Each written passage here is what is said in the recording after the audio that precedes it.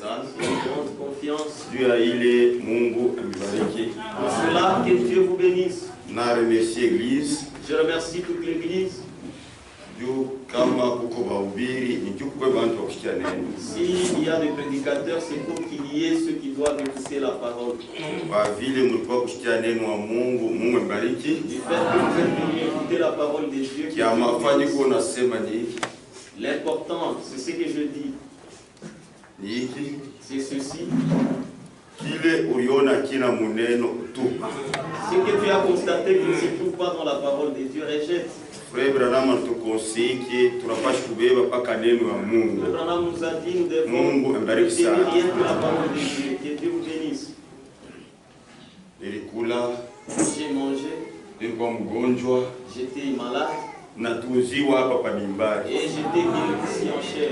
Mungu wenu amebariki. Que Dieu vous bénisse. Bwana Mungu abariki sana. Que Dieu vous bénisse. Sijue kama umetikia kwenye mitaenda kuhubiri mikutano ya kwa Sambwa na makutano mengine, nipeleke yambo mjina Bwana Yesu Kristo. Mwendelee na kutukumbuka mu maombi. Continuez à vous souvenir de nous dans vos prières. Mimi na mimi sasa napenda kuimbako. Comme d'habitude, moi aussi j'aime. Nilipenda kufundisha kwa mwimbo, sasa mimi unakosa J'ai sitajifundisha. voulu apprendre. Bwana Mungu abariki Je sana. ne saurais pas le faire Parce que napenda kuimba sana. parce que j'aime beaucoup chanter. Maneno masauti ya kufuasa. Malgré que nos voix sont rauques. Mungu anapenda ni masauti ya watoto wake wa kuhubiri. Mais Dieu veut que ce soit. Mungu ashina vizuri na masauti ya mzuri. Dieu n'a pas besoin. Wala anasema huyu ni ya mbaya. Leo vizuri na watoto wake wa kuhubiri. Mungu abariki sana. 233 inyimbo shakurumba nyalisa.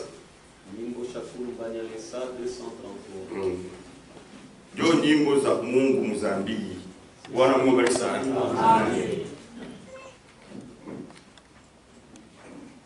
Parfois kule kwetu tulichizaka imamimbo sana.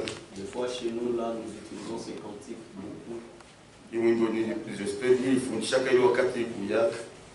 Ces cantiques ici, je crois, j'avais appris ça depuis le jour que je suis venu. Ndesekela tata wa mbumulu anjebele anjebele vya kutemwa kwa mukalata tane ngune visuma ichatisha Yesu alite ndesekela alitemwa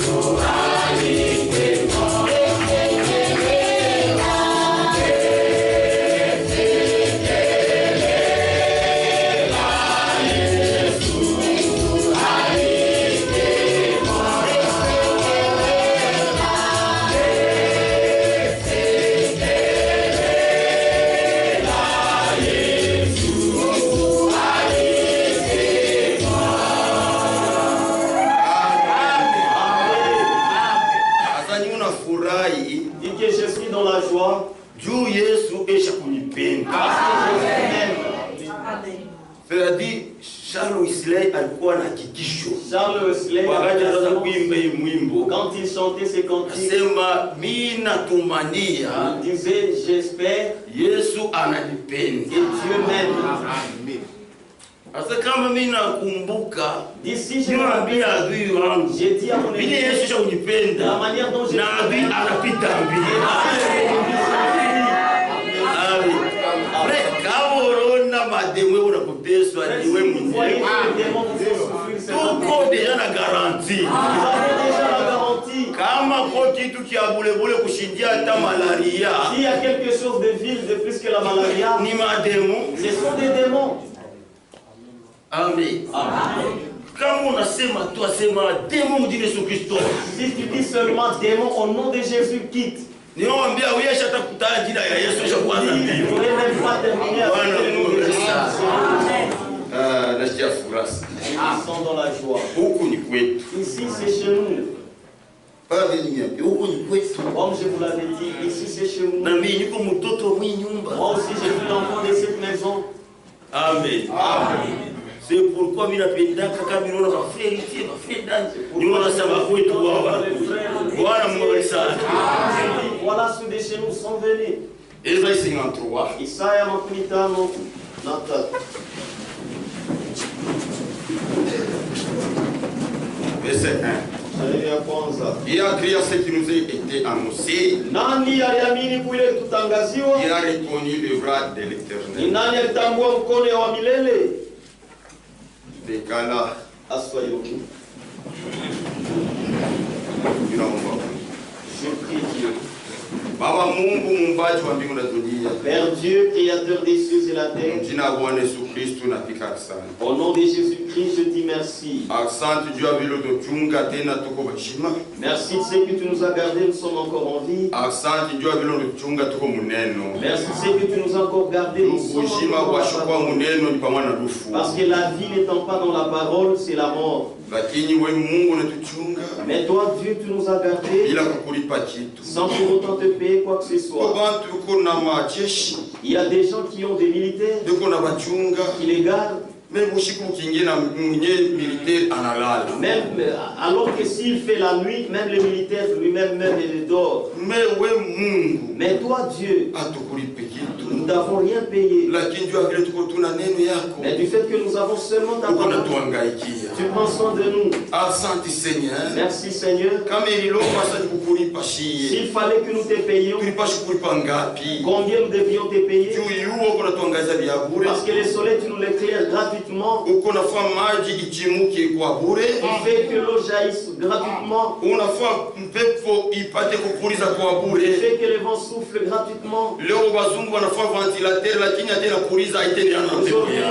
gens fabriquent les ventilateurs, quand bien même ça peut Seigneur, fonctionner, ça ne peut bingapi jamais ushakufanya fonctionner. kuonesha pako utukufu yako. Seigneur, combien que tu as déjà fait, cela montre ta gloire. Seigneur, Seigneur, Baba Mungu, Père Dieu, mjina Bwana Yesu Kristo turumie. au nom de Jésus-Christ, pardonne-nous. Tunarekonete tuko Nous bakosefu. reconnaissons que nous sommes fautifs Mukusema, en parole, mukuangalia, en regardant, mukushikia, en entendant, mukutenda. en agissant. Hakuna hata pourcentage hata kidogo. Il n'y a aucun Ikonesha pourcentage sasa tuko fidèle. qui montre que Mais nous sommes kupitia tu damu ya Yesu c'est Kristo. par le sang de Jésus-Christ. Ndio pale tunaitwa watoto ya Mungu. C'est par là que nous sommes appelés. Kumbe Baba, bariki kila mmoja. Alors Père, bénis chacun de nous. Wote alikuwa mgonjwa Celui qui est venu malade, na matumaini ya kusa Yesu avec atanitunza. l'espérance que Jésus va Mjina guérir. Bwana Yesu Kristo apokee Au nom de matunzo Jésus-Christ, na mademoni ipate kutoka kwa Yesu Kristo.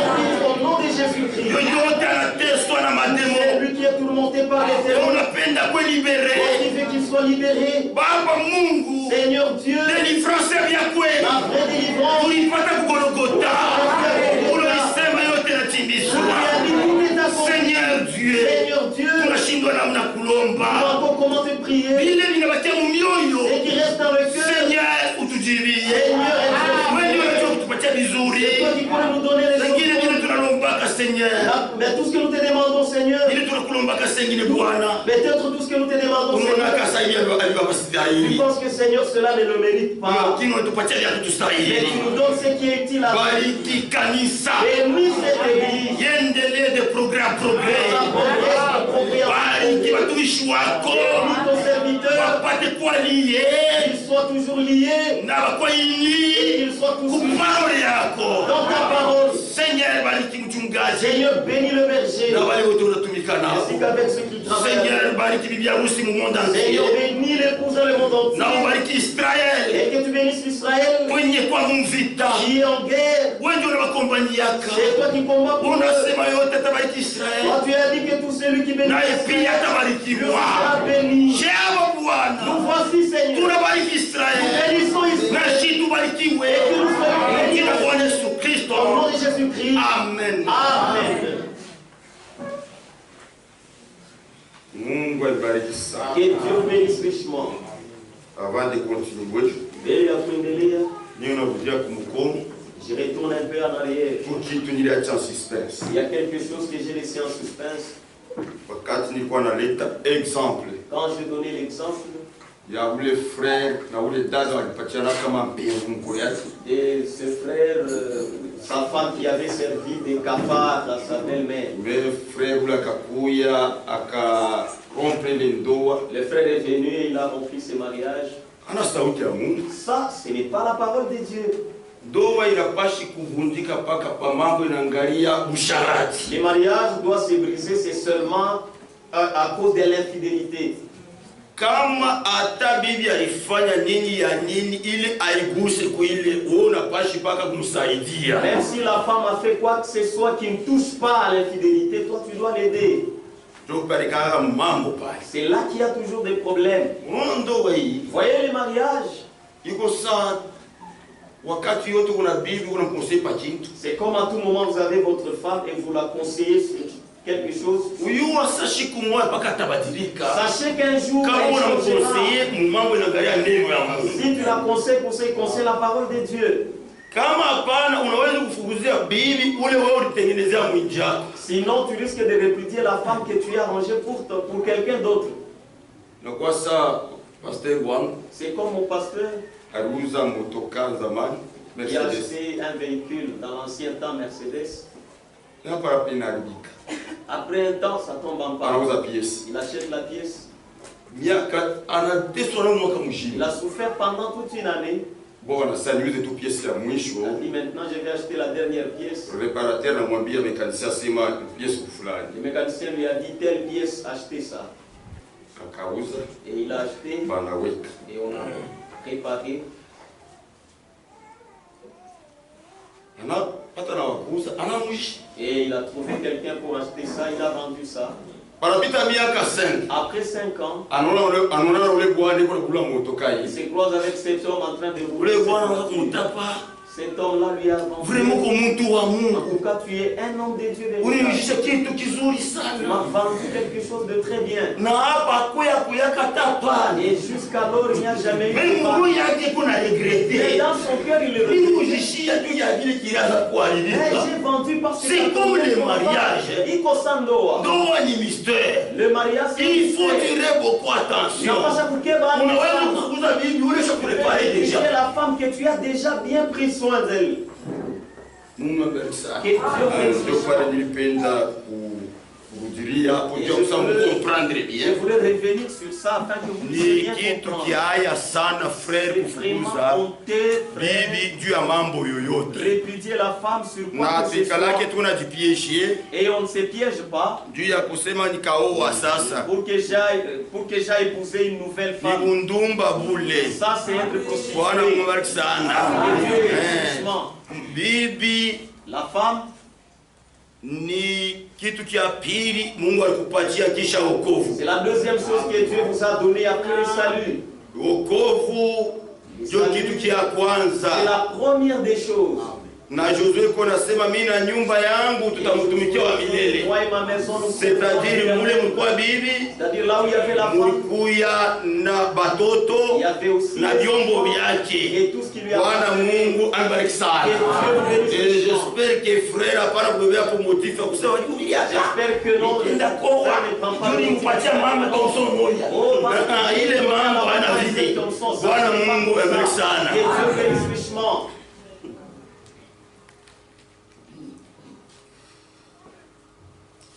Na tulisema ile siku Et ce jour jour-là, nous avions dit, pourquoi bantu bengine biko nenda kuomba ubie kumuomba Mungu ule ameamini?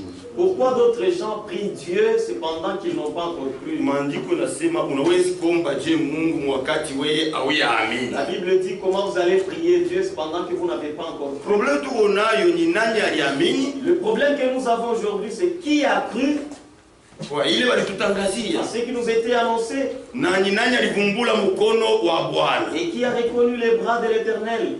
Mambo ile mbili Ces deux problèmes, inapashi kwa ndani ya Mkristo. ces deux choses doivent se trouver dans le chrétien. Unapashi kuamini Vous devez croire kwa ile kuna tangaziwa juu ya Yesu Kristo. à ce qui est annoncé au sujet de Jésus-Christ. Na unapashi kureconnaître Yesu ni maisha yako anakufanyia yako Tu nini. dois reconnaître ce que Jésus a fait dans ta vie.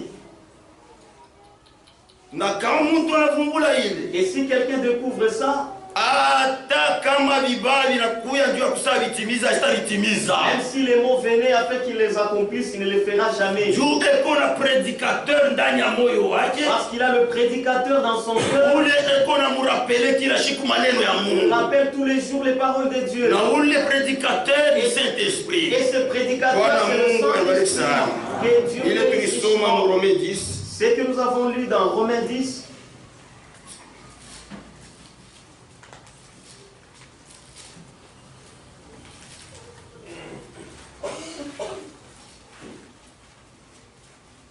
Romains 10, verset 13. Waroma sura ya 10:13. Car quiconque invoquera le nom du Seigneur sera sauvé. Kwa maana yeyote atalika jina ya Bwana ataokolewa. Pale mingi wanajambiaka hapa. Ana kumwita bila kumwamini. Kama unamwita bila kumwamini hautaokolewa. Bwana Mungu sana. Ndio mingi tu seliki inavokera na mpagani na manzani tele unapenda mwite wa milele. Hapana vile. Pas comme ça. Comment donc invoquera-t-il celui qu'on n'a pas cru? Namna kanibasi batalika hule abakumwamini. Banaleta déjà réponse. On donne la réponse. Et comment croire-t-il à celui dont on n'a pas entendu parler? Namna kanibatamini ndani ya ule bakusikia banasema tu. Yesu, il faut pas qu'on mtangaza Jonami. On annonce Jésus pour que tu crois. Comment allons-tu parler s'il y a personne qui prêche? Namna kanibatasikia kusemea kama kuna mtu wa kuhubiri. Dieu ma foi va prédicateur. C'est ça l'importance des prédicateurs. Juu ya kufunulia bantu kile Mungu anataka mwakati yao. Pour révéler aux gens ce que Dieu fait en leur temps. Non, tuko na radio yetu kutese. Donc nous avons notre radio à Tessel. Hata shende kanisa ndaanza kufuata. Même si j'aime pas Radio radio, ya Tessel. je commencerai à suivre la radio Tessel. Mungu ana hekima kwa kuleta kanisa yake hapo pa Kimbei. Il a la sagesse d'apporter son église ici à Ni Kimbei. njoo kufuatana maesprit ya Mkimbei. Mungu amihubiri. C'est pour Mungu que ajilike kwa maesprit ya Kimbei. et que Dieu vous prêche avec Mimi unafuata ku radio. vos esprits. Tessel iko na hubiri. Vous suivez la radio de Tessel. Ndio unahubiri njoo ya waaminifu wale pale pale pafuashi pale. Pour les croyants de ceux qui Kufuata radio na mbaya. Kufuata radio na la mbaya. radio, ce n'est pas mauvais. Lakini wakati huu mkusanyiko kwa usikie kile Mungu anataka kuambia pafuashi. Mais lorsqu'il y a culte, tu dois venir pour écouter ce que Dieu a voulu te dire en ce moment-là. Leo bantu wa mingi wanakuwa na mademo ya connaissance. Aujourd'hui, beaucoup de gens sont saisis par les démons des connaissances. Anayua mingi kushindia hata mchungaji bwana. Beaucoup plus que même son berger. Frère, hatuna kwa na pesa mingi kushindia ule unakuongoza. Frère, même si vous avez beaucoup d'argent plus que celui qui vous conduit, Mungu ashone fedha yako. Dieu ne veut pas ton argent. Mungu kunaangalia paneno Dieu yake. regarde à sa parole. Juu ni neno ndio kunatuongoza kwenda Parce que kumbingu. c'est la parole qui nous conduit vers le ciel. Fedha ni potopoto kule ni ulongo. L'argent, c'est de la boue seulement, de l'argile. Maskini akikufa Un pauvre s'il meurt, na mtajiri et anakufa. si un riche meurt, Bote musanduku ya mambao. tous dans le cercueil de bois. Bote muemetre kelke baramshika Tous mule. dans 1 mètre quelques. Enda toya ala pale apata ota o. Même si vous mourrez là-bas, on vous enterre là où il n'y aura pas d'or qui va sortir. Apata ota o. L'or ne va pas sortir là-bas parce que tu as Lakini l'argent. Mkristo Mais un chrétien, chiku barakumitalia. les jours que la trompette sonnera, Asema tubuni takatala yoyi. Inashindwa kusherehe. Inasema huyu mundu ekomu. on dira qu'il n'a pas Anashinda kama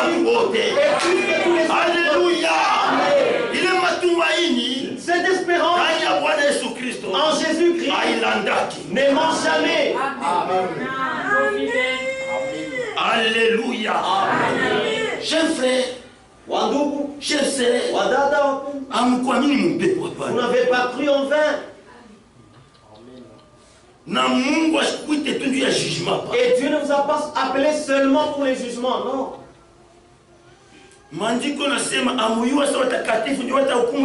Les Écritures disent, ne savez-vous pas que ce sont les saints qui jugeront le monde? Les saints de Kimbembe, n'est-ce pas c'est vous?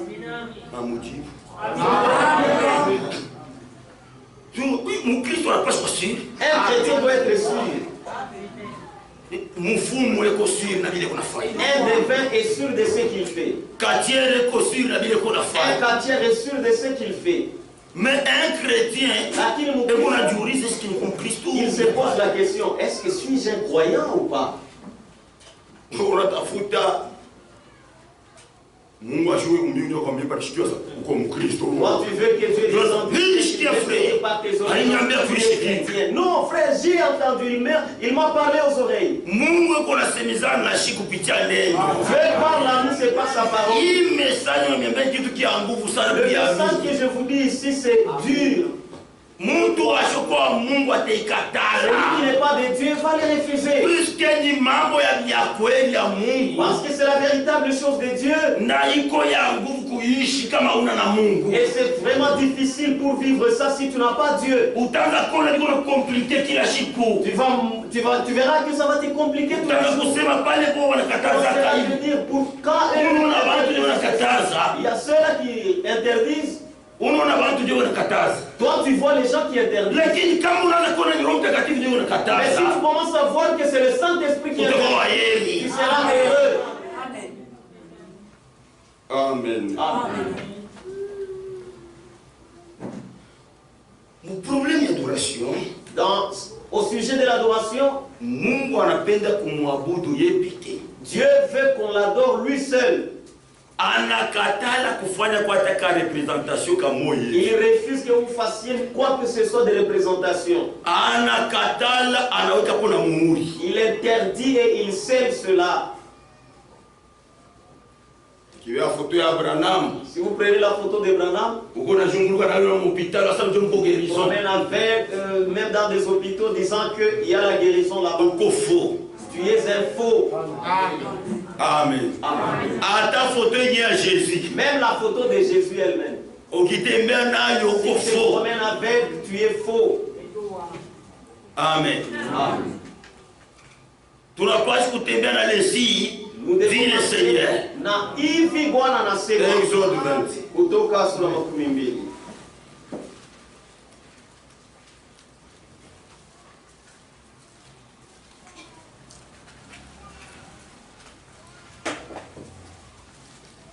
C'est pourquoi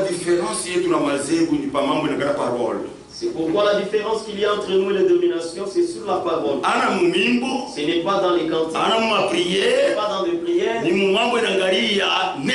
Mais c'est pour ce qui concerne la parole de Dieu. C'est ça la différence qu'il y a.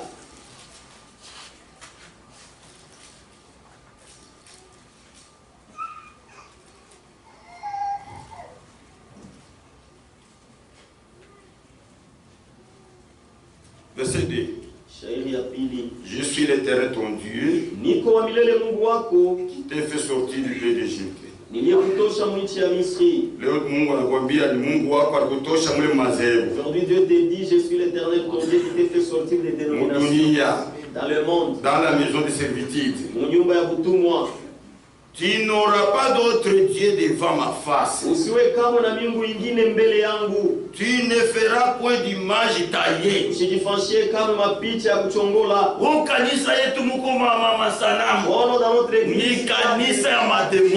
Ça c'est une église de démons. Écoutez ce que les Écritures disent.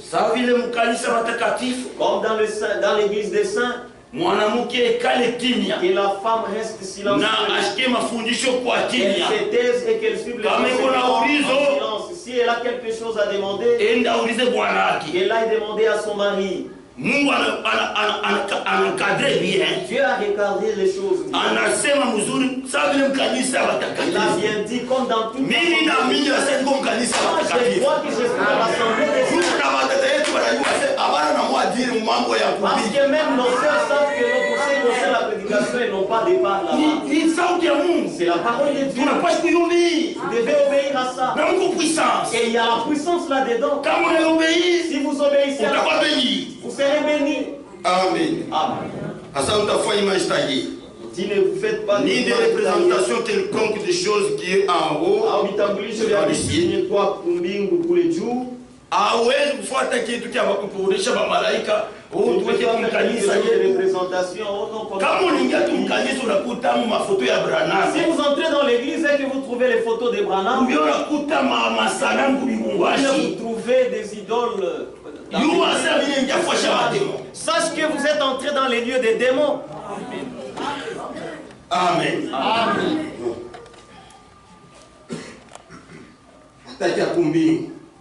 Quelque chose de ciel. Qui sont en bas sur la terre. Ils continuent par dunia. Et qui sont dans les eaux.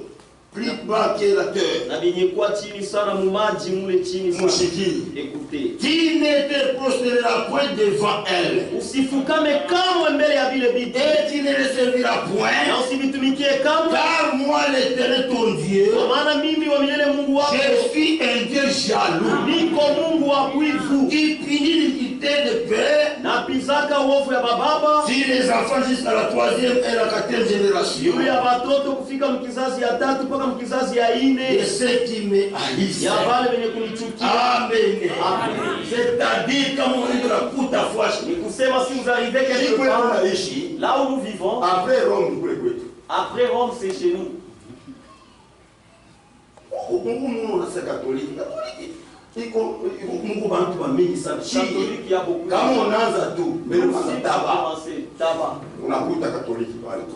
c'est des jeunes catholiques. Nous arrivons au niveau des Kafoubou. Catholique là-bas. C'est là qu'il y a l'évêché. Quelques kilomètres. Nous trouvons quand c'est boula, nous trouvons là-bas les Salésiens. C'est là qu'il y a le petit séminaire. Les gens vont étudier là. Après 1 kilomètre, nous trouvons Kambikila. Nous trouvons les grands séminaires. Là où ils ont planté des choses. Et si vous regardez dans leur sacrement là, il y a un endroit où il n'y a que le prêtre qui a le droit de pardonner les péchés de la ils disent que ni pas capable de dire qu'on a Allah ya kuhumia zambi. Même Jésus n'a pas ce pouvoir là. Hata Yesu ana ile uwezo. Mais watu wanaenda tu kwa Biblia. Naniambia Yesu pardon. Lakini Yesu ndio anahurumiaka. Ili ni bongo. Mais c'est faux, c'est ce sont des faux sacrements. Je vous assure. Je vous dis quelque chose. S'il y a des gens qui sont combattus, c'est ce message. Et ceux qui croient ce message, quand ça prononce la vérité. Amen. Amen. Tu ne peux jamais te prosterner devant ces histoires. Si tu as des milambo, on te fait des statuettes, des barques. Tu mets dans tes trucs là, et tu mets de la poudre. Nous qui prêchons ici, viens avec ces histoires là qu'on les brûle. Amen. Même si tu as n'importe quel livre, tu évoques les démons, il y a quelque chose de qu'on appelle même la racine de l'amarante. C'est qu'on appelle dans la racine de l'amarante, c'est Satan. Mais non, c'est seulement s'il y a la parole. Alléluia. Je vous assiste, c'est la vérité. Vous restez dans la cité, pourtant vous consultez les devins au village. Amen. Amen. Tout celui qui va visiter le devin, il faut cet homme-là, il faut qu'il et qu'il reconnaisse que les voix qu'il a empruntées, ce ne sont pas les voix de Dieu. Pansula ya mtu wote ateonekana ni Mkristo mais ndani ya roho yake ndio mko mambo. Même si ça se manifeste qu'il est chrétien mais Bwana Mungu sana. Mungu kuna lazima na wewe ndani. Dieu a besoin de toi akubadilishe, qu'il te change. Alléluia. Amen. Ni vitu vya haya sana. Mais c'est tellement honteux. Dada ndiye dawa aipakane juu Bwana mke. La femme va prendre des fétiches qu'elle s'applique afin que son mari l'aime. Kama kuna dawa aipakane Bwana. Mais s'il y a des fétiches à s'appliquer, mais fais-les avec ton mari. Juu mpendane wewe pour que vous vous aimez. Toi tu vas t'appliquer seul. Tu vois comment les démons te trompent. Et tu n'es pas intelligent. Na una wakili.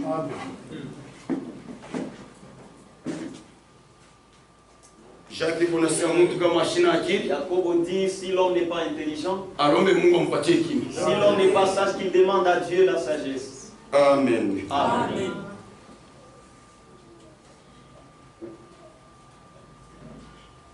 Tunapashi kuamini munjia.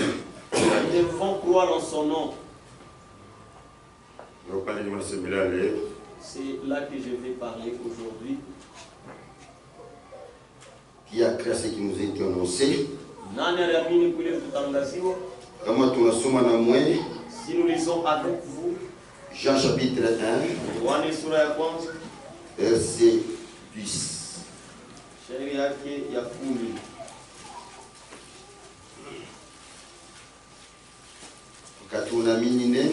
Si vous croyez la parole, on te dit vous devez croire en ce nom.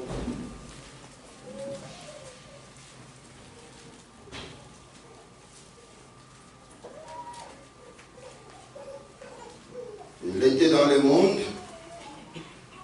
Il croit en dunia. Et le monde a été fait par elle. Et le monde ne l'a pas connu. Elle est venue chez les siens. Et les siens ne l'ont pas reçu. Mais à tous ceux qui l'ont reçu, à ceux qui croient en son nom, il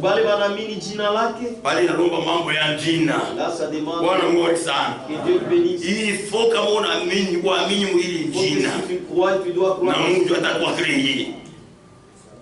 et c'est alors que Dieu va t'agréer. Ceux qui croient son nom, il a donné le pouvoir de devenir enfant de Dieu. Lesquels sont nés, non du sang de la volonté de la chair, ni de la volonté de l'homme, mais de Dieu. C'est-à-dire, tu n'as pas choisi nous devons croire en ces noms. Que nous ayons le pouvoir de devenir enfants de Dieu. Que Dieu bénisse richement. Si nous lisons Jean chapitre 3. Yohane sura ya 3.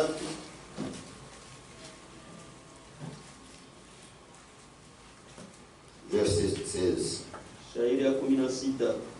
Car Dieu a tant aimé le monde kwa maana Mungu alipenda sana ulimwengu qu'il a donné son fils unique alitoa mwana wake wa pekee afin qu'il quiconque en lui, ili yeyote apate kumwamini, quiconque en lui, yeyote apate kumwamini ne périsse point, asipotee kamwe, mais qu'il ait la vie éternelle. Lakini apate uzima wa milele. Dieu en effet n'a pas envoyé son fils dans le monde pour qu'il juge le monde. Kwa kweli Mungu asitume mwana wake dunia juu ya kuhukumu dunia, mais pour que le monde soit sauvé par lui. Lakini ili dunia ipate kuokolewa kupitia celui qui croit en lui unamwamini n'est point jugé, asihukumiwe kamwe, mais celui qui ne croit pas lakini ulasiamini est déjà jugé parce qu'il n'a pas cru au nom du Fils unique de Dieu. Sababu asikuamini mujina ya pekee. Il s'agit à une dînaille. C'est le problème de ce nom ici.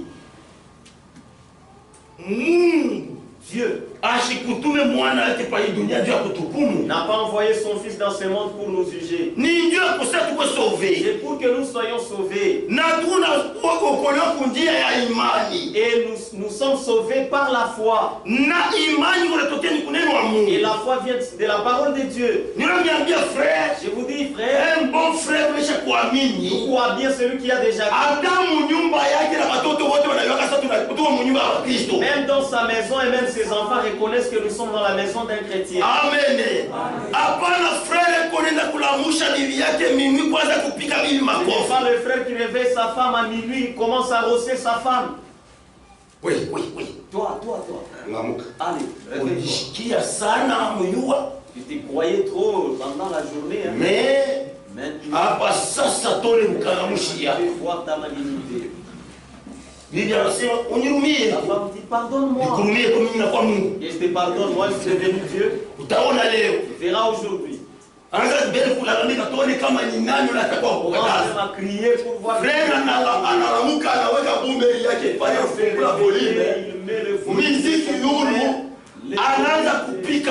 Et il commence à frapper. Amen. Tu ne comprends rien. La parole dit, on a tu ne comprends rien. Et c'est à elle que tu es en train de regarde d'abord la femme quand tu l'as. Alléluia. Mais c'est vrai.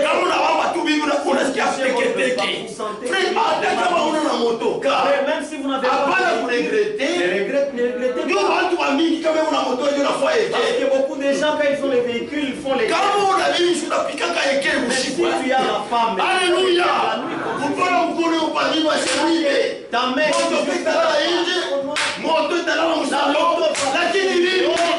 la femme, c'est sur les lits. C'est lui qui trouve une femme, trouve le bonheur.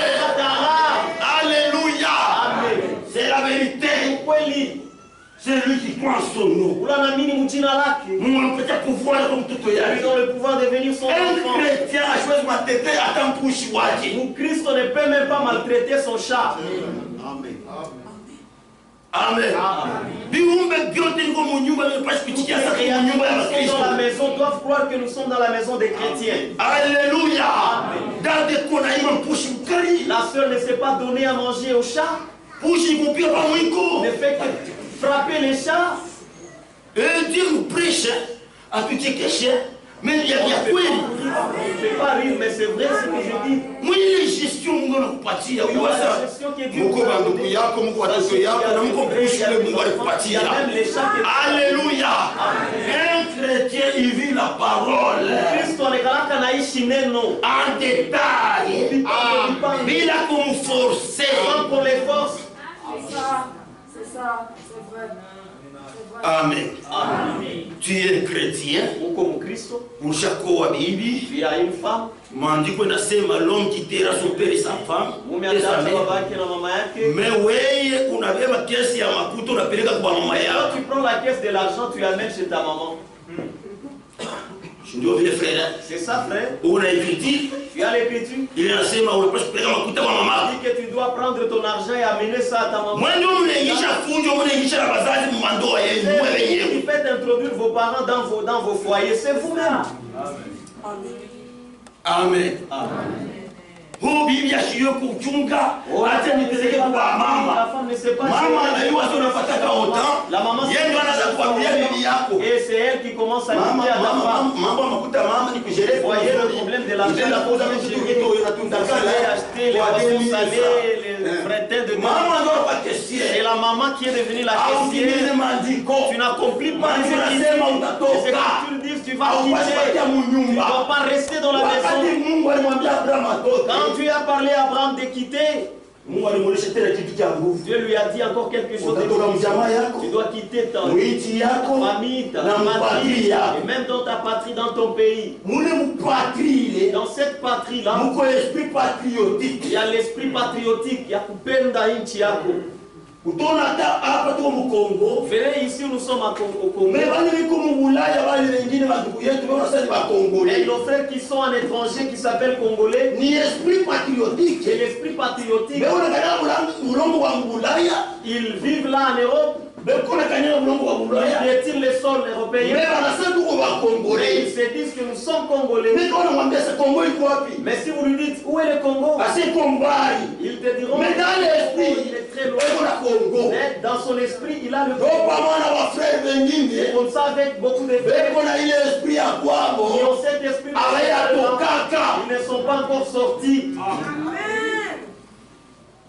Amen. Amen. Mais c'est dur. Voyez, la maman s'immisce dans le foyer, commence aussi à donner des ordres. Parce que toi, avec ton fainéantisme, tu immisces ta maman dans ton foyer. Parce que la maman est déjà habituée. Amen.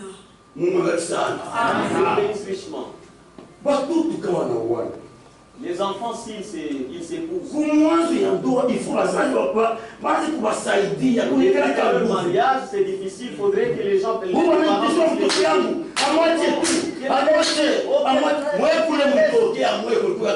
d'où vous êtes venus là, d'où vous êtes venus là, c'était comment?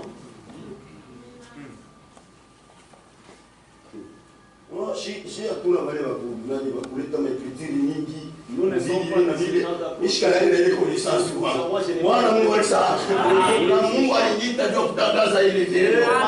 pour annoncer cette parole. Et pour révéler aussi des choses. Moi, je ne connais pas ça. Alléluia. Les enfants dans la maison. Je vous dis, le mariage, au début, il y a beaucoup de difficultés. C'est vous les parents qui devez les aider. S'ils commencent à se tirer de la maison, vous les parents, vous-même vous rossez des coups. Maintenant, qu'est-ce que vous allez conseiller à vos enfants? Alléluia. Amen. Les démons de Kagame, pas parce que vous avez dit.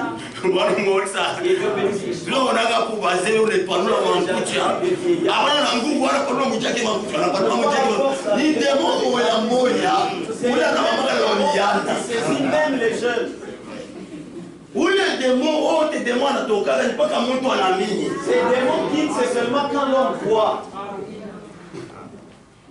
Alléluia. C'est ça la vérité.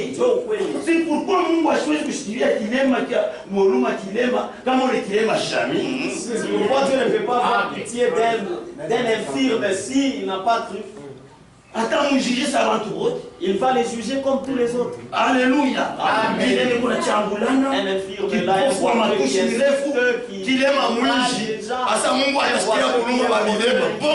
Dieu aura compassion des boiteux. Non, tu te trompes.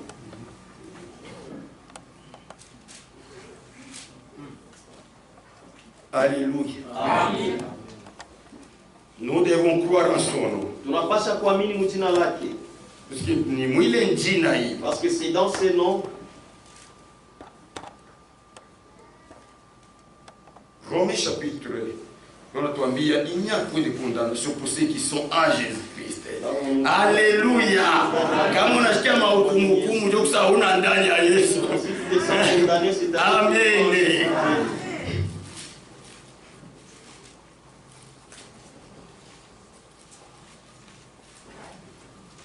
Il n'y a donc maintenant aucune condamnation pour ceux qui sont en Jésus-Christ. En effet, la loi de l'esprit de vie en Jésus-Christ m'a affranchi de la loi du péché.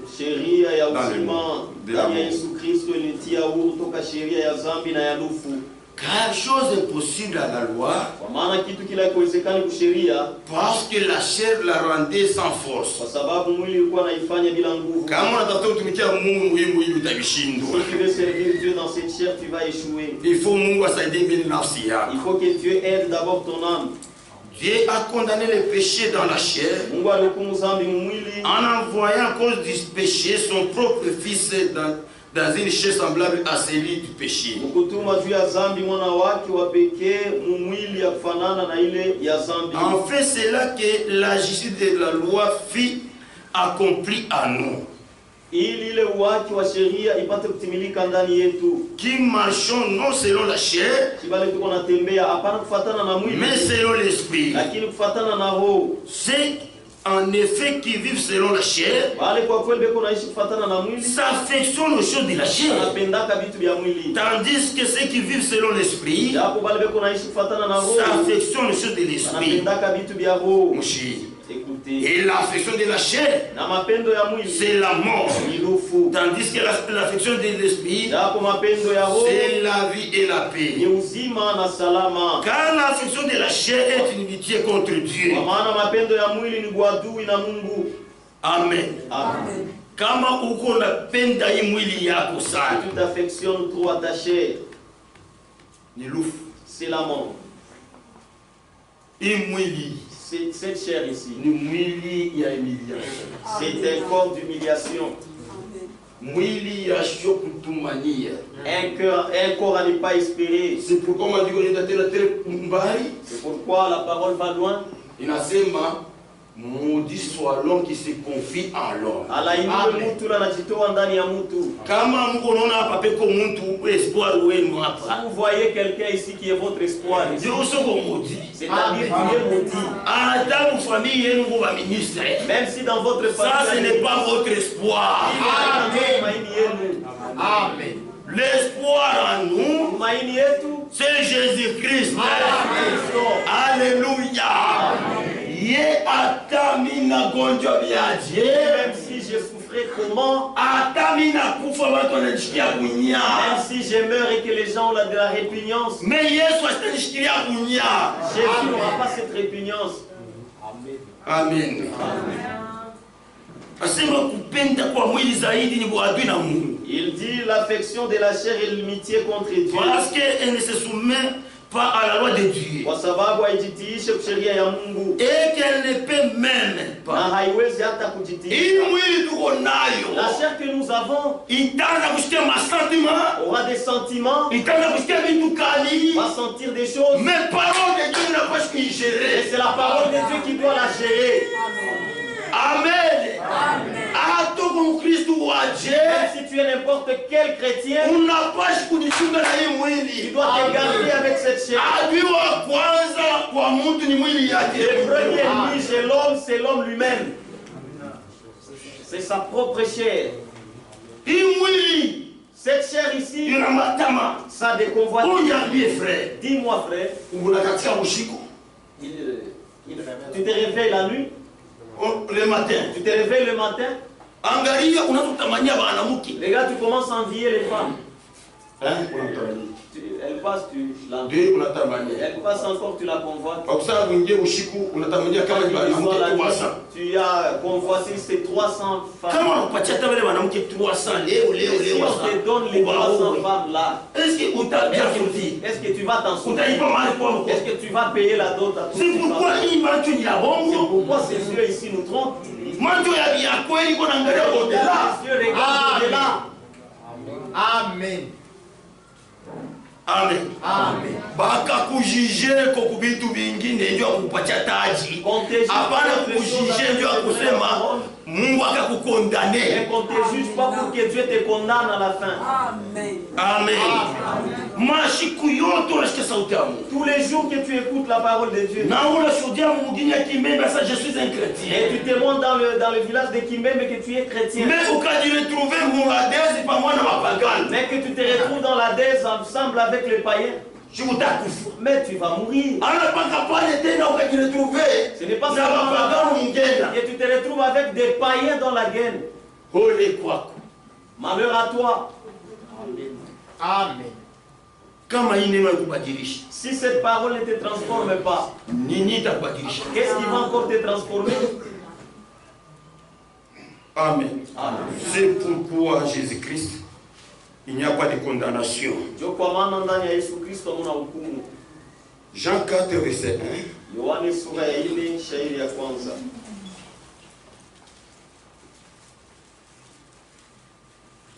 Même le baptême, c'est au nom de Jésus-Christ.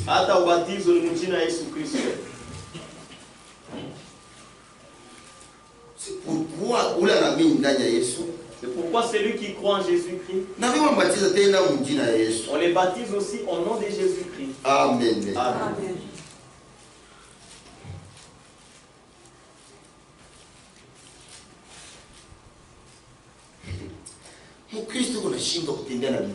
Un chrétien ne sait pas se promener avec sa femme. C'est la femme qui refuse de marcher avec son mari. Ça, ce sont des démons. Il faut que les gens dans cette cité savent que ça, c'est la femme de telle personne. Et qu'ils sachent que ça, c'est la femme de telle. Et vous mettez les garde-fous.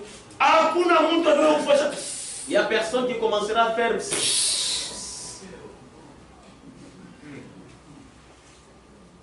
Alléluia. Amen. Mais on a comme bon, ça te bien. Vous voyez si l'homme se dit comment. La femme veut faire une crise de tension parce qu'elle va faire route ensemble avec son mari. Tu n'es pas sérieuse, ma soeur. Amen. Amen. Ça paraît vraiment simple et léger. Frère, tu ne peux pas baiser les autres femmes, tu dois baiser uniquement ta femme. On veut baiser ta femme. Tu fais souffrir ton mari inutilement. Ou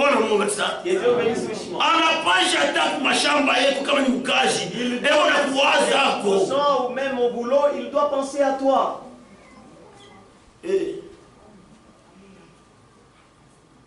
Alléluia. Amen. Je vous dis, tout homme qui vit dans ce monde, s'il ne croit pas, il aura des problèmes dans ce monde ici. Amen. C'est sérieux.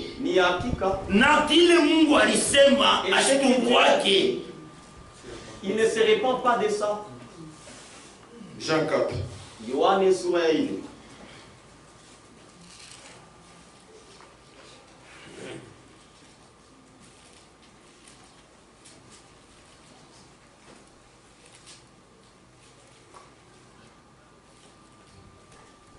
Le Seigneur sut que les pharisiens avaient appris qu'il faisait baptiser plus de disciples que Jean. Bwana kijua ya kwamba Wafarisayo walisikia ya kwamba anataka kufanya na kubatiza bafuasi bamingi kuliko Yohane. Toutefois Jésus ne baptisait pas lui-même. Lakini Yesu ashikonze kubatiza kwa yeye mwenyewe. Mais c'était ses disciples. Lakini kwaka ni bafuasi yake. Amen. Amen. On prend des mambo baptême, c'est-à-dire wanafunzi pale wanaanza kubatiza balikuwa na connaissance quelconque. Les disciples baptiza na présence yake. Ils baptisaient même. Les pharisiens ont vu que non. Et kuna baptiza sana kushindia hata wale Yohana baptiza. Plus que cela. Mais ilikuwa ni wanafunzi wanabatiza. Alors que c'était les disciples qui baptisaient. Jean chapitre 4. Yohane sura ya 4. Verset 22.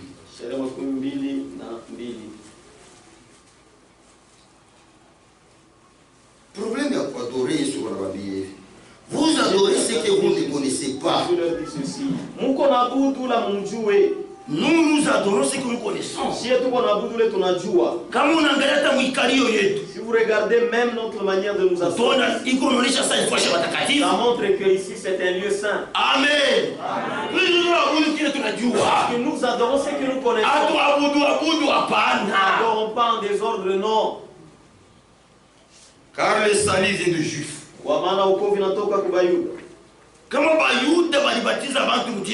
Si les Juifs ont baptisé les gens au nom de Jésus, d'où est venu?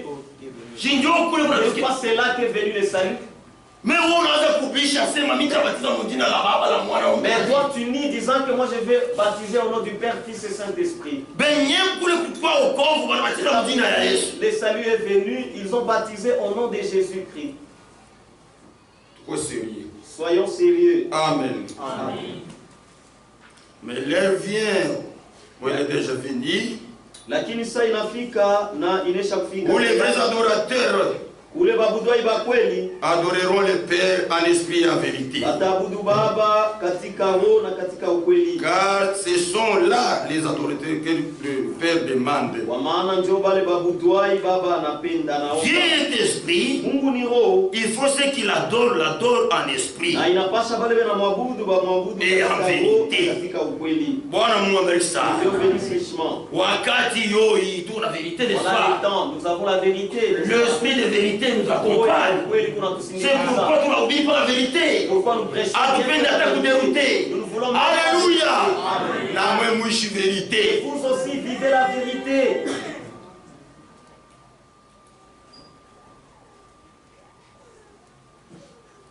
Jean 8. Yohane sura 8. Tunasoma mbele Jean 8. Disons d'abord Jean 8. Verset 30.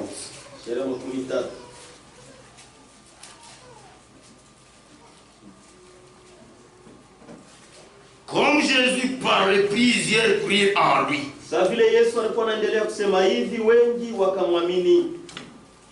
Et il dit aux Juifs qui avaient crié en lui,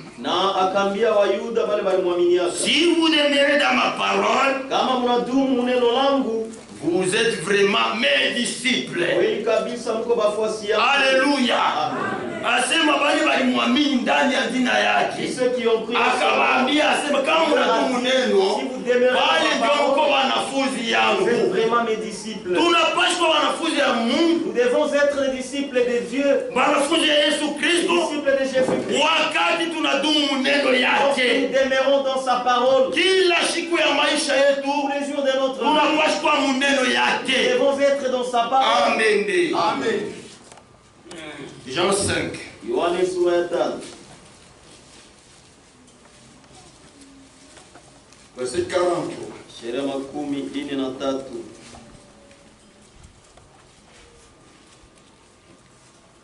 Je suis venu au nom de mon Père. Nilikuya mjina ya baba yangu. Et vous ne me recevez pas. Na mkunipokee. Si un autre vient à son propre nom, lakini kama mwingine anakuja vous le recevrez. Uko nampokea. Comment pouvez-vous croire? Namna gani unaweza kuamini? Vous qui tirez votre gloire les uns des autres. Mwe bale mko napata utukufu yenu kubamoya na qui ne cherche pas la gloire qui vient de Dieu seul. Na mtafute utukufu ya Baba kunatokea kwa Mungu yeye mwenyewe. Bantu wa mingi wanataka kuamini ni ndio ya kutire utukufu wa kanisa yao. Beaucoup de gens refusent de croire, c'est pour tirer la gloire venant des gens. Non, tafuta kukukoto utukufu ya kanisa yao. Ils veulent tirer la gloire de leurs églises. Non, tafuta balete utukufu ya théologie yao. Ils veulent apporter la gloire de leur théologie. Yesu anasema nilikuwa mjina ya Baba. Je suis venu au nom de Dieu. Vous ne m'avez pas cru. Même mtu mwingine kwa mjina yake, si quelqu'un d'autre vient par son nom, mnamwamini. Vous le croyez? Je vous dis, ceux qui croient les faussetés, ils sont nombreux. Ceux qui croient la vérité sont peu nombreux. Alléluia. Amen. Cet homme, l'homme est tellement compliqué.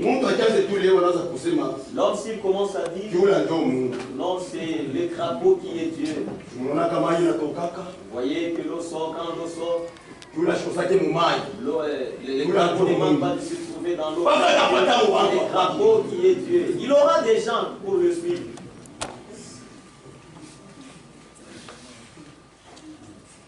Mais quand on dit une vérité, mais si nous prêchons la vérité, il voit que ça les fait souffrir. Il y a même quelqu'un ici qui commence à penser à sa maison. Ces compresses-là, moi, je ne comprends rien. D'ailleurs, c'est lui qui veut payer ma dette là, veut venir. Je traîne en tout cas, peut-être il ne va même pas me trouver, il ne va pas me payer. Si toi tu as Dieu,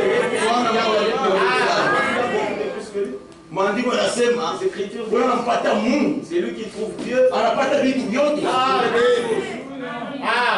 Alléluia. C'est-à-dire si tu as Dieu, regardez mes frères, ne te lamente pas ce que tu deviendras demain. Ne te plaît pas. Alléluia. C'est Pourquoi s'absenter à l'église? Parce qu'il n'y a pas à manger. Frère, donnez-moi mimosa au pauvre. Mon chiki, Écoutez, cherche prédication. je n'arrête pas la prédication, mais il y a quelque chose qui me vient. 4e couplet. Couplet à 4. Ine, nous chantons tous.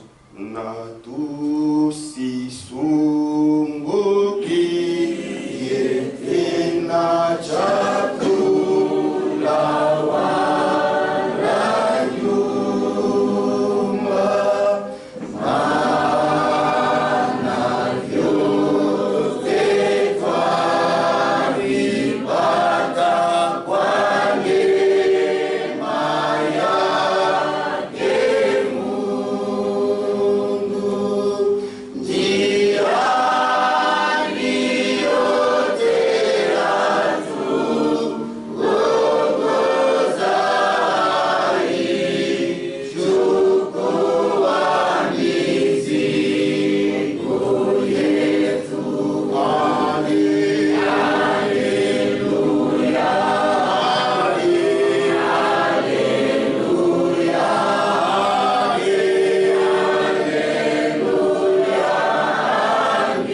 Haleluya, Frère, unasumbukaka sana juu ya vyakula. Frère, tu t'inquiètes beaucoup pour la nourriture.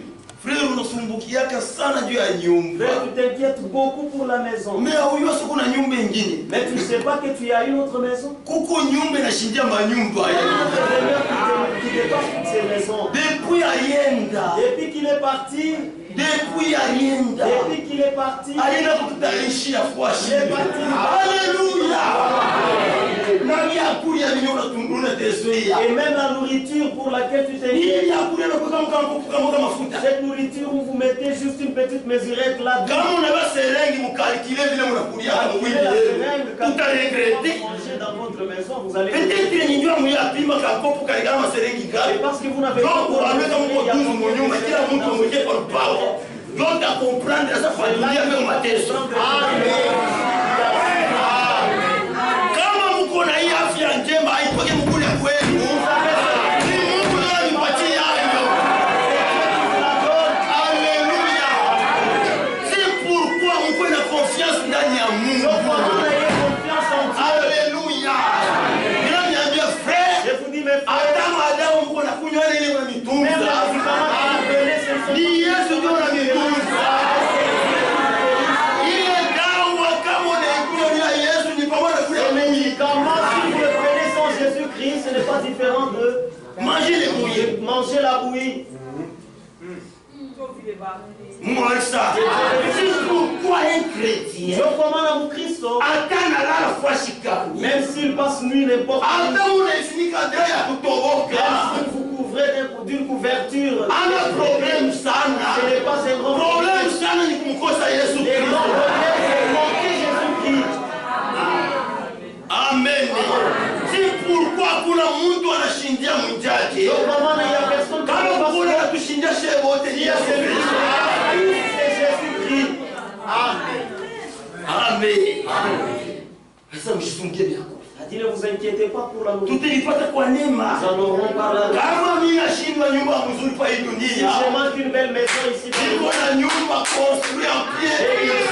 j'ai un bon palais construit avec des pierres précieuses. Nina ni palais mpaka vile sana ni. Et c'était le palais. Ana kanyo palais royal. C'était Alléluia. t'es Uione asa Yesu anakupandisha. Considère-toi que Jésus t'a élevé. Amen. Amen. C'est ça. C'est ça. Nous devons croire ça. Tunapasha kuamini jina lake. Frère, Je vous dis, même si ton cœur ne laisse pas que Satan te domine. Amen. Alléluia. Amen. C'est ça la vérité. Vous connaissez la vérité et la vérité vous rendra libre.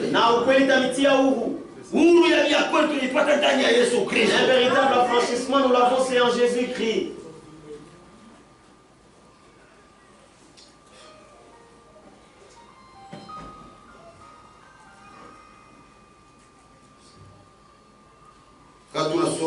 Si nous lisons Acte 4. Matendo ya Mitume sura ya 4.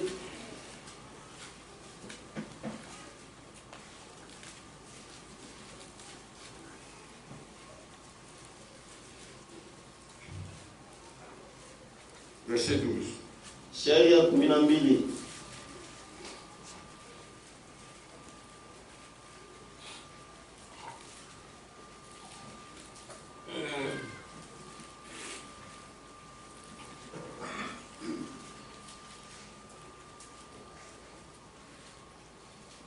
Donc pale lufu na malari ni vitu viwili vya kuachana.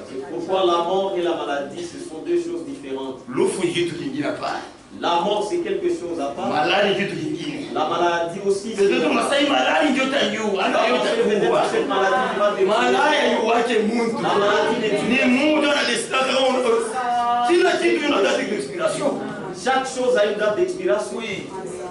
Amen. Amen. Mais date ya kama inaenea kuexpire. C'est ta date. Donc Mungu anaretire moto. Mungu zindani mwako. Va retirer son souffle en toi. Mais malari yuache. Mais la maladie, Mungu watu walikula il y a sana. beaucoup de gens qui sont tombés. Mais Mungu anawasaidia wanapona tena sana. Kwa watu wakulukule Il y a des gens qui ne sont pas. lakini wanakufa. Mais ils sont morts. C'est pourquoi Kwa maana, hapana kusema hii ni malari yangu. ne dis pas que ça c'est Malari yote ikalake yako. Toute maladie n'est pas ta Malari yote ni ya shetani. maladie, c'est Satan. Alléluia. Amen. Nous sommes des enfants de la promesse. Tuko batoto ya malako. Nous tunapaswa kusimamia pama promesse. Et nous devons nous tenir sur nos promesses. Na imani munone hii. Et même la foi que vous voyez, Imani ni kalala na kiburi kubindu vile vya shobi ya kwa neno ya Mungu. la foi est têtue devant les choses qui ne sont pas venues, qui ne sont pas la parole. Imani ibujaki. La foi ne tangue jamais. Amen. Amen.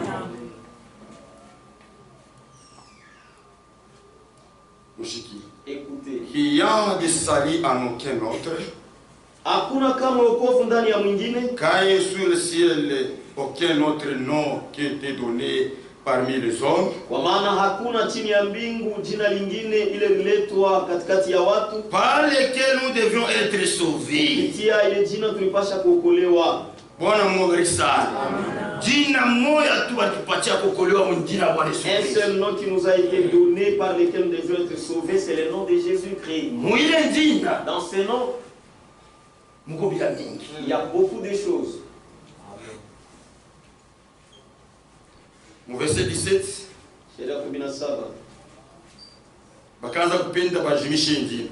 Car afin que la chose ne se répande davantage parmi les peuples, Lakini ili kitu kile kisiingie sana mubatu, Défendons-leur avec l'élégance de parler désormais à qui ce soit à ce nom-là. bakataze na kubasonga mnamna yoyote juu bashisemeye mwile jina. Hii jina kama unaitaya. Ce nom ici, si vous le Hata citez, kama unaona gari, unaona gari kwenda mubaya. même si tu es dans les véhicules, Unaona tu mtatoa vois que fuasi les dokitani na Yesu Kristo.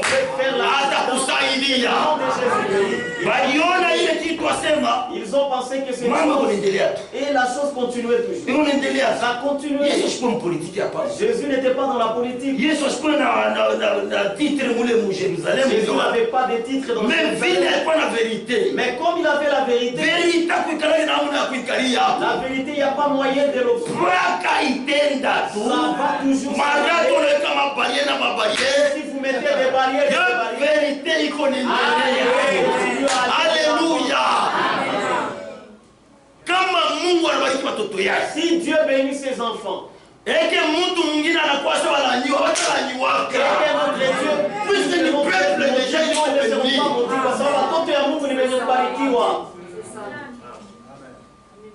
Alléluia. Et confiance aussi.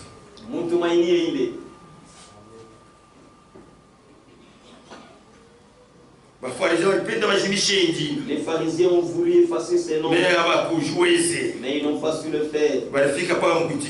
Ils sont arrivés au point d'admettre. On dit c'est vrai, ces hommes sont on les a même surnommés parce qu'ils ont vu la vie chrétienne. Il va accompagner ceux qui avaient crié. Mais dans Isaïe 53, nous revenons là-bas.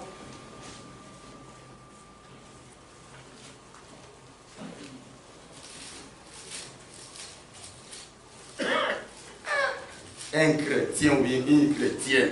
On l'arrête en cours de route.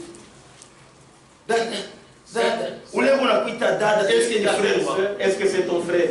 Un païen. Arrête-toi un peu, je vais te demander quelque chose. Tu t'avais une adresse. Peut-être une adresse. Peut-être c'est une adresse. Quand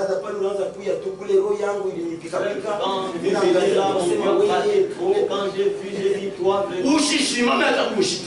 t'arrêtes même pas pour l'écouter.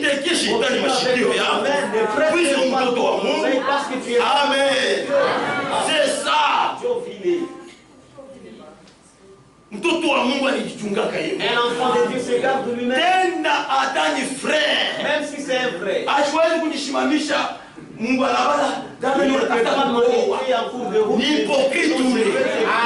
C'est un hypocrite celui-là. Amen. Mais ce sont les parents. Est-ce que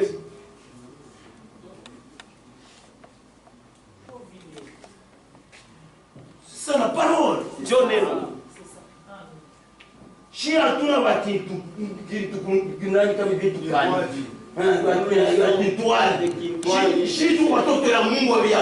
des véritables enfants de Dieu. Si c'est un frère, est-ce que c'est qu'on a toujours enseigné? C'est ce que tu fais ici? Nous avons beaucoup de margoulins au milieu de nous. C'est ça.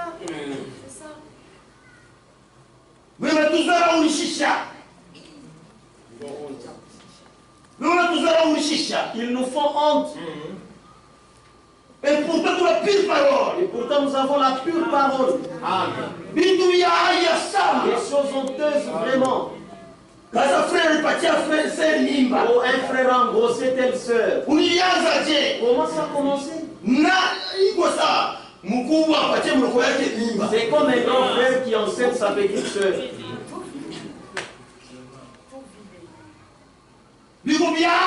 C'est tellement honteux. C'est tellement honteux. Alléluia. C'est la vérité.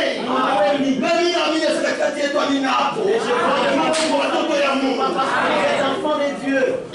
Mais quand on croit pour chaque fois qu'il est venu tout bien. Mais si tu es ici que tu es attention. Amen. Mungu amcheze yake frère. On ne joue pas de Dieu, Ndoukou. Unakuwa uamini. Tu viens, tu ne crois pas. Commence en train de déranger les enfants de Dieu. C'est tellement honteux. C'est honteux. La fille doit rester devant son père avec respect. Tu as grandi, tu dois voir comment tu t'assois. Et toi aussi, maman, tu regardes ta fille qui s'assoit avec la fille. Des choses comme ça. Il faut dire C'est ton père, tu ne dois pas t'asseoir comme ceci. Amen. Amen. Et papa, je suis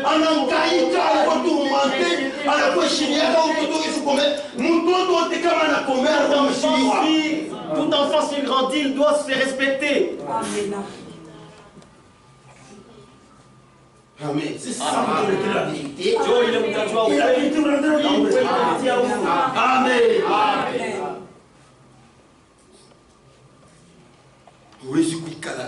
Tu ne peux pas commencer à t'asseoir en désordre. Non, non, mtoto wa Mungu. Maandiko nasema avale mango mrefu. La Bible dit elle doit s'habiller décemment. Ile mango mrefu na hiyo ya kwenda mrefu ya mjito. Et que cette décence doit être véritablement la haipashi ikwenda mrefu mais inakuja vraiment ni mustike. Mais que ça soit moustiqué.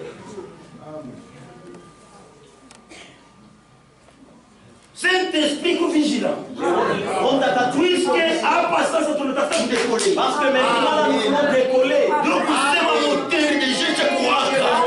Tunachunga tu ni wakati. Twende. Amen. Amen. C'est ça la vérité.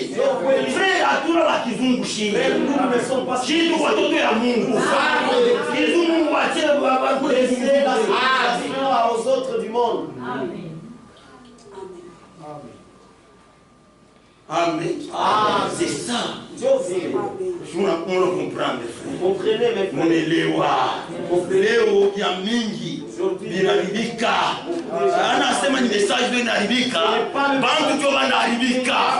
Ndio message mpaka vile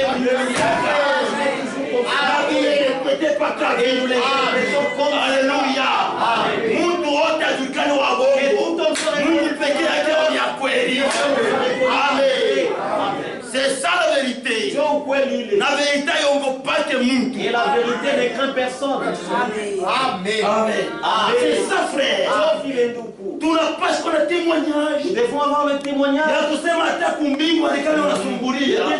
Mungu anasema eske ulimwona hapo mtoto yangu kwa dunia? Eske ulimwona hapo mtoto yangu mwanamke wala mwanaume kwa dunia? Chini mweye Job alikuwa saa mweye. Alikuwa saa minye. Mbe alitunga neno ya Mungu. Tuko nenda wapi frère? Nini natuloka? Amen. Job anaanza kulumba na kuluma juu watoto yake. Job demandait pardon même pour ses enfants. Peut-être watoto yangu kutembea kuishi vizuri. Les enfants marchent, ils n'ont pas de frère. Tusibatie tu na mkinyo message. Tuishi message. Vivons ce message. Amen. Amen. Et vous allez voir que wakati mnaishi mambo inaendelea na mtakatifu. Ça le Saint-Esprit. Ça ne vous concerne pas vous. Ça concerne lui-même qui est fidèle à sa promesse. Kama unaishi tu neno Mungu, atakupatia hayo. Ana mbwingi ya vile wewe ulitaka. Ni ndio kuhakikisha neno yake. Mais c'est pour confirmer sa parole. Amen. Amen. C'est ça. Dieu vile. Amen.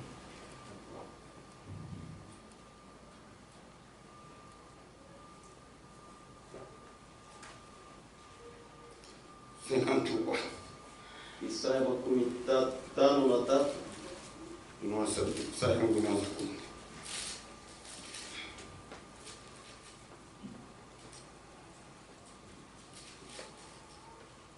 Selon verset 10.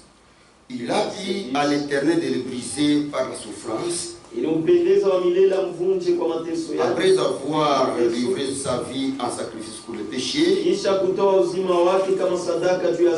verra une postérité et prolongera ses jours, et l'œuvre de l'Éternel prospérera entre ses mains. Il upende Mungu c'est-à-dire amtundike kule kumsalaba. Il a plu à Dieu de les crucifier là à la croix. Frère, kama tulikosa shii hatumkosee shetani hapana. Si nous avons offensé, on n'a pas offensé contre Satan. Ule tulikosea ni Mungu. Nous avons offensé à Dieu. C'est pourquoi aliona que tunamkosea akatuma mwana wake mpendwa. Il a envoyé son fils bien-aimé. Ça a dit qui a cru? Si vous lisez là-bas, ça nous l'avons vu comme une vraie vie, comme même mais c'était à cause de nos péchés. Mon péché, ton péché mon frère, ton péché ma soeur, c'est ce qui a crucifié Jésus à la croix. Amen. Mais il a plu à Dieu. Après l'avoir fait, c'est pour qu'il ait une postérité. Notre postérité vient de la croix de Golgotha. Là où Jésus a décédé son sang et il a dit tout est accompli. Amen. Amen. C'est pourquoi il doit déjà prédit depuis l'avance. C'était déjà prédit depuis avant. Ésaïe 35. Isaya makumi tatu na tano. Verset 3. Shairi yake ya tatu.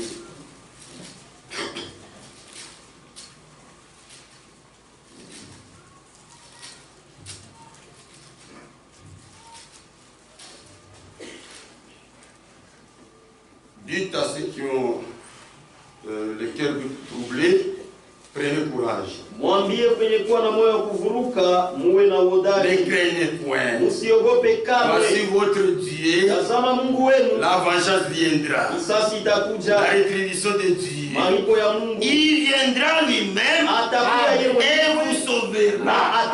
Alléluia. Alikuwa yeye mwenyewe kutoka. Il est venu lui-même. Voyez-vous cela? Naamini ile. Amen. Depuis longtemps. Vous Voyez la manière de prêcher des apôtres, des prophètes. Il parle de choses. Après, il arrivait ce qu'ils devaient maintenant. Ils écrivaient seulement. Mais nous, en notre temps, nous avons reçu le salut. Si nous lisons Mika chapitre 1. Mika sura ya kwanza.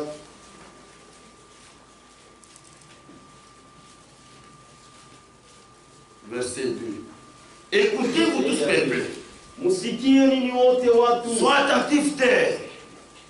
Mtege masikio udongo. Et ce qui est en toi. Na ilikuwa ndani yako. Que le Seigneur l'Éternel Bwana wa milele soit témoin contre vous. awe mshuhuda juu yenu. Le Seigneur qui est dans le palais de sa sainteté. Bwana ule kuna tawala mnyumba yake ya kifalme wa utakatifu. Car voici l'Éternel sort de sa demeure. Kwa maana tazama wa milele kunatoka makao yake. Il marche et il descend. Anashuka. Il marche sur les autels de la terre. Kutembea pali pa juu pa. Alishuka Mungu anakutembea. Alléluia. Anatoka mpale ya sainteté. Kusema akua ashiki bio unashikiaka. Qu'ils viennent sentir ce que vous avez fait. Afin de bien te sauver. Bien me sauver mon. Il a aussi faim comme nous. Na yeshi kumoya wakuchambulaka. Il avait aussi outragé. Vile unashikia maumivu ya kumoyo kama nakuchambula. Amen. Mais il n'a pas péché. Sasa alikuwa kutembea. Anauliza Il a posé cette question à Amos.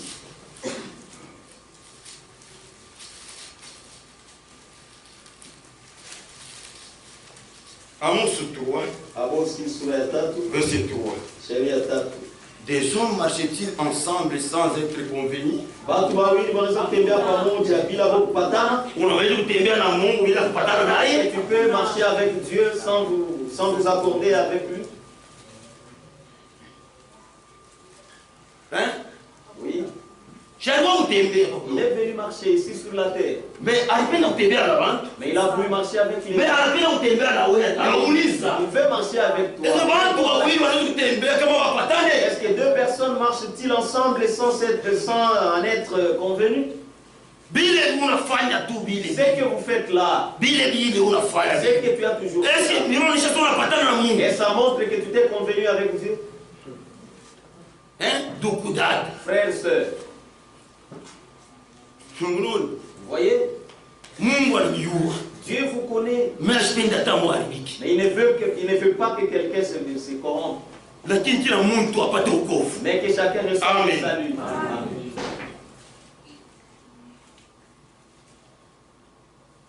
Nous devons être d'accord avec Dieu. C'est pourquoi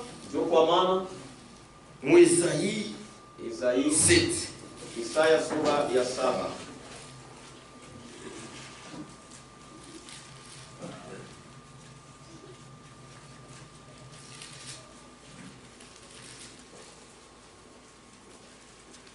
C'est 14. C'est pourquoi le Seigneur lui-même vous donnera un signe.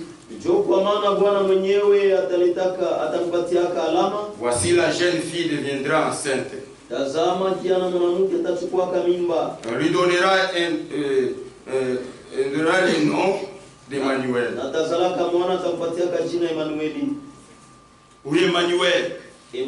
Quand nous sommes en Matthieu, si nous lisons Matthieu,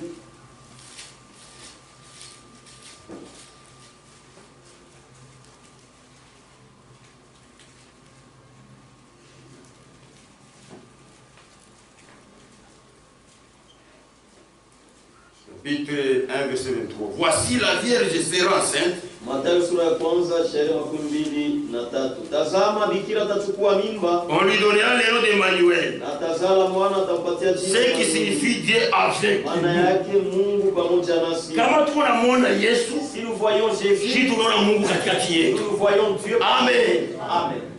C'est pourquoi wanafunzi hawakuwa na complication. Il n'avait pas de complications. Wakati ya kubatiza. Quand il baptisait. Acte 2. Matendo ya Mitume sura ya pili.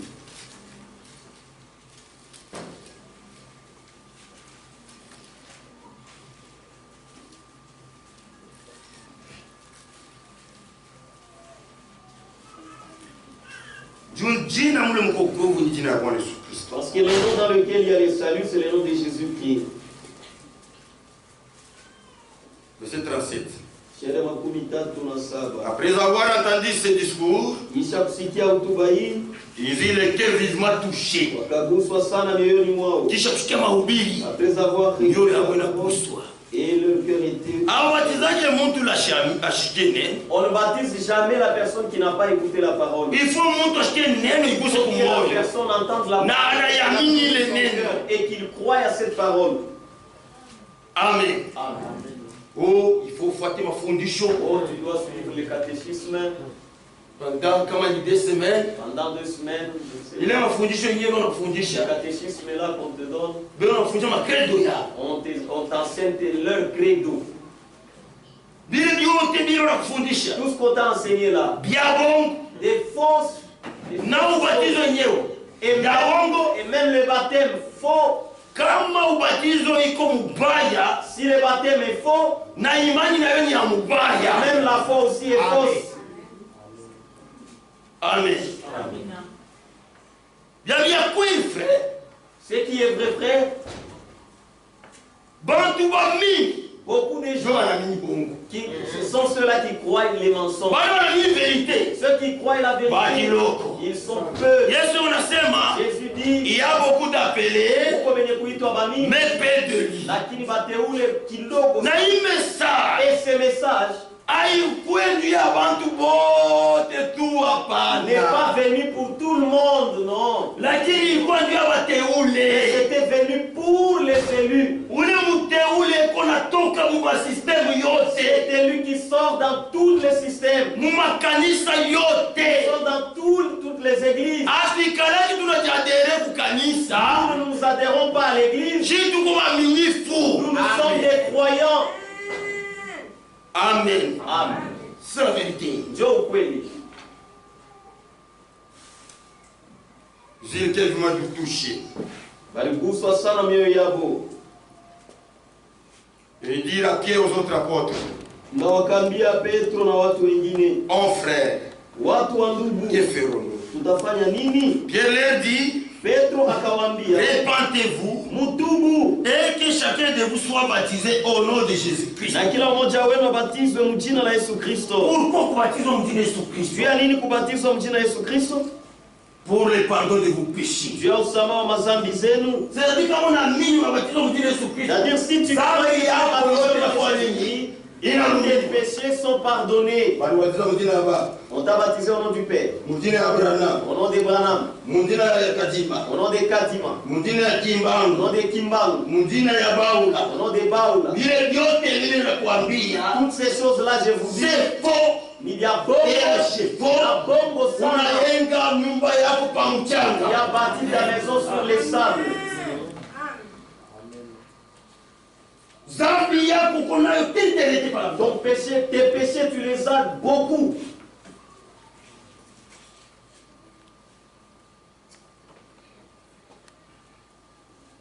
Pour le pardon des péchés, Dieu sama mazambi zenu.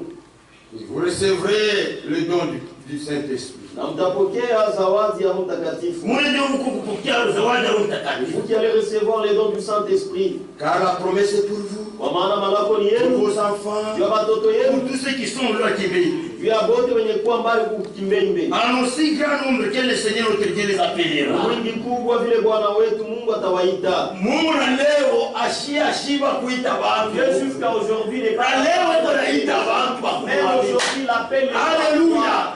Jusqu'à ce que mteule wa mwisho le ailinde. dernier élu qui va entrer. Unajiuliza. Et je me pose la question. Uteji unajiuliza. Tu Uteji. peux te poser la question. Kesho nibatizaka. On m'a déjà baptisé. Baptême ya je. Quelle sorte de baptême? Baptême ya je. De quel baptême? Puisque wale wenyewe walibatizwa kama ubatizo ya kweli ya shamba. Bali wabatiza wale wengine. Wale waliungana na verite tena. Quand ils ont rencontré la vérité. Amen. Amen. Acte 19. Matendo ya Mitume. Si en son nom, quoi en son nom. Tuamini mjina lake. Amen. Amen.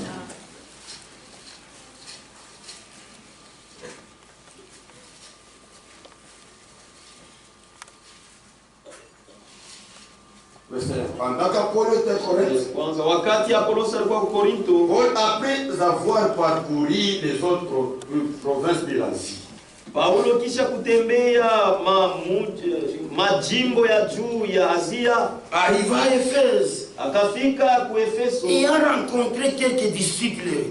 akakutana na wafuasi moya. Avez-vous reçu le Saint-Esprit quand vous avez crié? Eti mlipokea Roho Mtakatifu wakati Ils ule? répondirent, nous n'avons pas même entendu dire qu'il y ait un Saint-Esprit. Wakamjibu, hatuyasikia hata kusemea juu ya Roho Mtakatifu. Hii maroho yao iko tayari ya Leur kujaa cœur neno. était disposé à Haikuwa recevoir maroho ya la parole. kukunjama. Ce n'était pas des Maroho ya cœurs kweli ya watoto ya des Mungu. véritables cœurs Mtoto wa Mungu anaangalia d'adoption. tosa hii ni verite. Un enfant de Dieu, Niamini la tu vérité que je crois nisipotee. seulement et que je ne sois pas Il perdu. dit de quel baptême avez-vous donc été baptisé? Akasema mlibatizwa na ubatizo gani? Ils répondirent du baptême de Jean. Wakajibu tulibatizwa na ubatizo wa Yohana. Ubatizo ya Jean ilikuwa ya mbaya. Le baptême de Jean Ilikuwa ya n'était pas kweli. c'était un Na ni Mungu véritable aliyeleta. et c'est Dieu qui a Alors fait ça. Paul dit, Pale Paulo akasema Jean baptisé du baptême de repentance, Yohana alibatiza kwa ubatizo wa disant kutoba, au peuple de croire en celui qui venait après lui. akiambia watu waamini yule alipasha kuya. C'est-à-dire Jean ashobora kuyubiri juba muamini. C'est-à-dire Jean Alianza ne kuhubiri watu waamini atakuya pour que kisha les yeye. gens croient à Jean, mais il pressait pour que les gens croient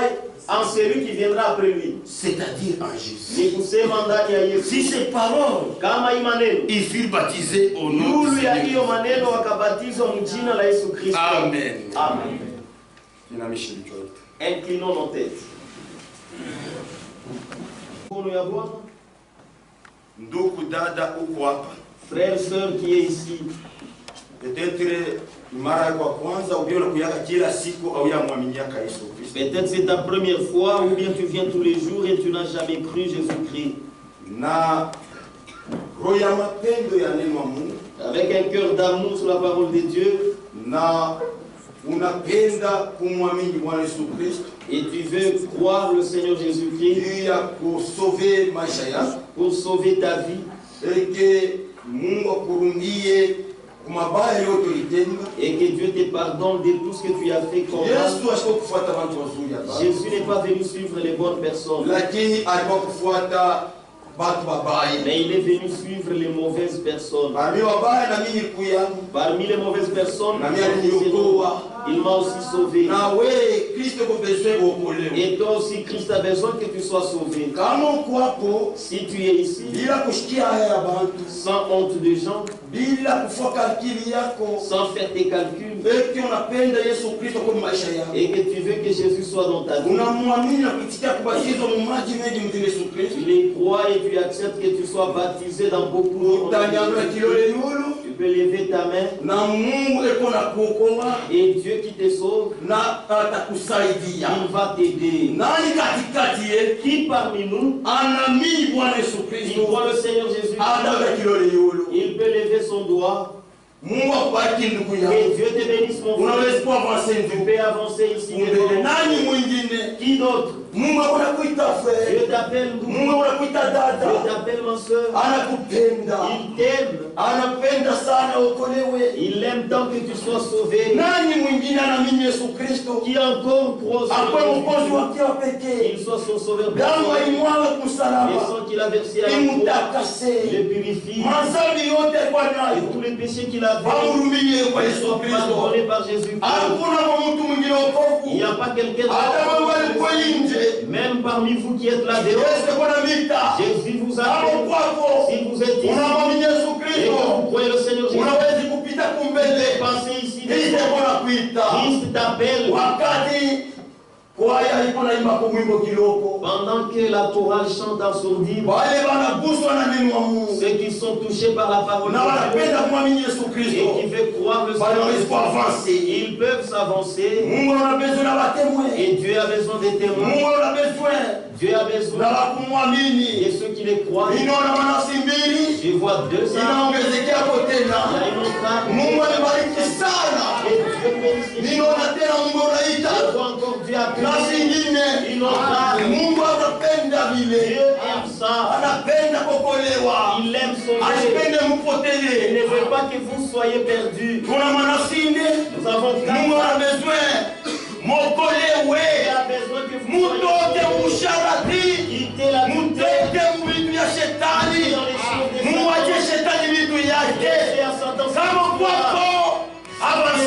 avance ici. Nous vous attendons. Qui encore? Nous demandons. Est-ce que tu aimes Jésus? Est-ce que tu veux marcher avec lui? Mais accorde-lui, accorde-toi avec lui.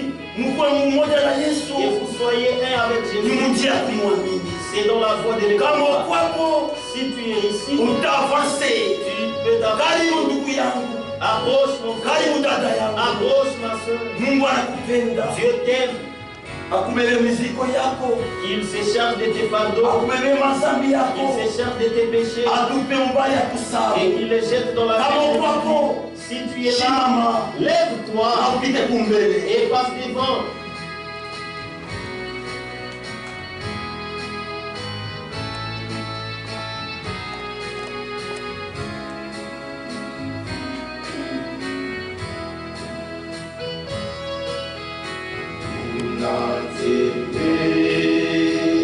Mon frère, ma soeur,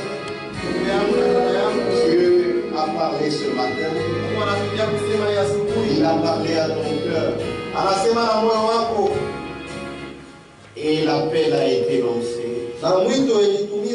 Si tu es là, tu n'as pas encore reçu Jésus-Christ comme ton sauveur personnel. Tu n'es pas encore décidé d'être baptisé dans beaucoup d'eau. Au nom du Seigneur Jésus-Christ. C'est toi que le Seigneur appelle. Viens aussi t'ajouter à ces âmes qui deviennent les bienheureuses puisqu'ils ont accepté Jésus. Ne dis pas Ushiseme. Quand j'ai été bébé, wakati kwa mtoto mchanga, j'ai été baptisé. Balinibatizaka. C'est faux. Ni bongo. Celui qu'on baptise, ule banabatizaka, c'est celui qui a cru. Ni ule aliamini. Pour croire, tu as kuamini, il faut écouter la parole. Unapaswa kusikia neno ya Mungu. Tu n'as jamais été baptisé. Hawayabatizwaka kamwe. Avance. Karibia. Si tu dis, kama unasema, je vois deux personnes qui baptisent. Ninaona watu wao wanachengeza. Si tu dis, kama unasema, j'ai été baptisé. Banibatizaka. Chez les pentecôtistes. Papa, bapende. On m'a baptisé 3 fois. Banibaptiza mara 3. On a dit au nom du Père. Bakisema mjina la Baba, du Fils, ya Mwana et du Saint-Esprit. Na ya Roho Mtakatifu. C'est faux. Ni bongo. Personne n'a jamais été baptisé comme ça. Hakuna mtu bashakubatizaka mwile bajina. C'est faux, tu n'as jamais été baptisé. Viens. Karibia chofa. Et accepte le Seigneur Jésus. Comme ton sauveur personnel, c'est lui seul qui peut te sauver. C'est lui seul qui peut te garder. Est-ce que tu peux t'ajouter à ces âmes qui sont les bienheureux puisqu'elles ont accepté le Seigneur Jésus? Mon frère, ne dis pas je suis encore trop jeune. Il faut que je vive encore. Non, ça ce n'est pas la vie, c'est la mort. C'est celui qui croit Jésus-Christ, c'est lui qui vit. C'est pourquoi mon frère, je t'invite. Devant nous, il y a 6 âmes, une sœur et 5 frères qui ont accepté et d'être baptisé dans beaucoup d'eau au nom de Jésus-Christ. Nous entendons les cantiques. Mwamini Yesu, je ne connais pas ce courant, mais vous-même vous connaissez la chorale. La chorale, vous connaissez ces cantiques-là, on l'entend.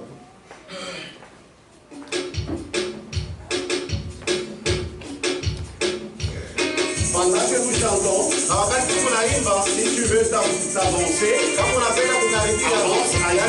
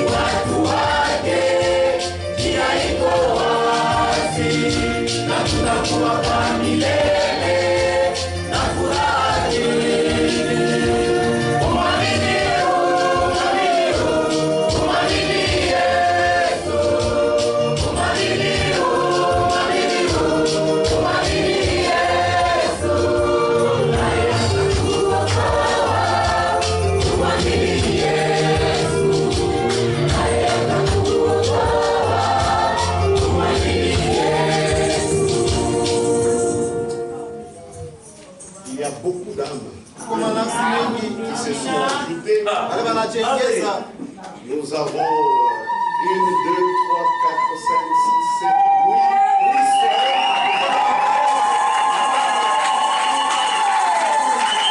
Il y a 8 sœurs qui ont cru. Et 1, 2, 3, 4, 5, 6, 6 frères qui ont cru. Ça fait 14.